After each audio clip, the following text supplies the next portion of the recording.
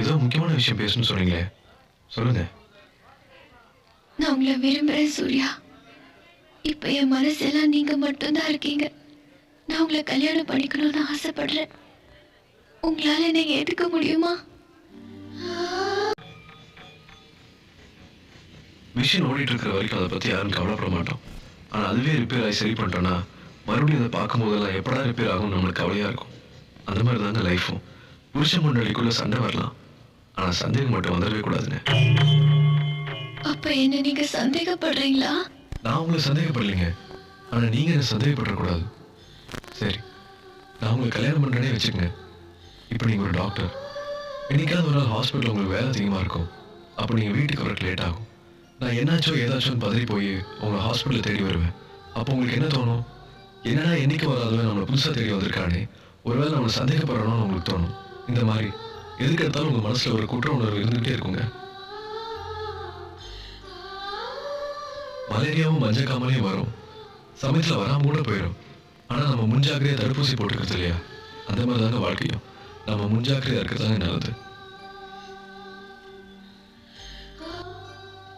உண்மையிலேயே நீங்க என்ன விரும்பலனா நான் எதுக்குங்க டாக்டர் ஆகணும்னு ஆசைப்பட்டீங்க? ரோட்ல சைக்கிளையோ ஸ்கூட்டர்லையோ போயிட்டு இருப்போம். அப்போ முன்னாடி போகிற கார்ல டோர் சரியா சாத்தாம போயிட்டு இருப்பாங்க. அந்த வண்டியை ஓவர்டேக் பண்ணியாது போய் எங்க டோர் சரியா சாத்தலன்ட்டு எச்சரிக்கை பண்ணிட்டு போவோம். அவன் எக்கிட்டு போனாலும் பரவாயில்லன்னு விட்டுட்டு போக மாட்டோம்.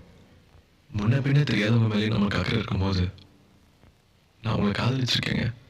நீங்க எக்கேடு கேட்டாலும் பரவாயில்லன்னு என்னால் விட்டுற முடியுமா?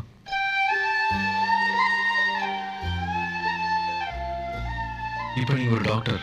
உங்க சொந்த கால நிற்கக்கூடிய தைரியம் உங்களுக்கு இருக்கு. இனிமே யாரையும் நம்பிட்டு இருக்க வேண்டிய அவசியம் உங்களுக்கு இல்லை.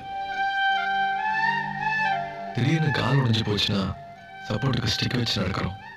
கால் சரியான உடனே ஸ்டிக்கை தூக்கி தூர போட்டுறோம். அந்த மாதிரி தாங்க இத்தனை நாளாக நான் உங்களுக்கு ஒரு ஸ்டிக் மாதிரி தான் இருந்தேன். இனிமே நான் உங்களுக்கு தேவையில்லை. தெரிஞ்சோ தெரியாமலோ இந்த இடைப்பட்ட காலத்தில் ராதனை விரும்ப ஆரம்பிச்சிட்டாங்க. அன்னைக்கு ஒரு பணக்கார மாப்பிள்ளை கிடைச்சதுக்காக நீங்க என்ன வேண்டாம்னு சொல்லிட்டு அவரோட போயிட்டீங்க. இப்போ நீங்க ஒரு டாக்டர். உங்களுக்காக ராதா வேண்டாம்னு சொல்லி அன்னைக்கு நீங்க பண்ண அதே தப்ப நானும் பண்ணுமா? பணம் வந்த உடனே மாறி போன உங்களோட 5 வருஷமா வந்த மாப்பிள்ளையெல்லாம் வேண்டாம்னு சொல்லிட்டு எனக்காக காத்துட்டு இருந்தாங்களே ராதா, அவங்க தாங்க எனக்கு முக்கியம். உங்க அந்தஸ்துக்கு தகுந்த மாதிரி ஒரு டாக்டரோ இல்ல அதோட வசதியான ஒரு மாப்பிள்ளையோ பார்த்து கல்யாணம் பண்ணிக்கிங்க. அதுதாங்க உங்க லைஃப். உங்க கல்யாணத்துக்கு கூட நான் வருவேங்க. எல்லா வேலையும் நான் தான் செய்வேன்.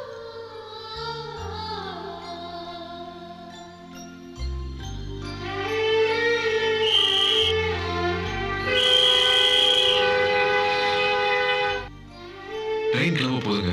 நீங்க சீக்கிரமா போய் வண்டியில இருங்க. காதலுக்காக எத்தனையோ பேர் கஷ்டப்பட்டிருக்கிறாங்க, தியாகம் பண்ணிருக்கிறாங்க. ஆனா உங்களுக்கு துரோகம் பண்ண ஏன் வாழ்க்கை கூட நல்லா இருக்கணும்னு நினைச்சீங்க பாத்தீங்களா? உண்மையிலேயே நீங்க ஒரு பெரிய ஜென்டில்மேன். உங்களை காதலிச்சதுக்காகவே நான் பெருமைப்படுறேன்.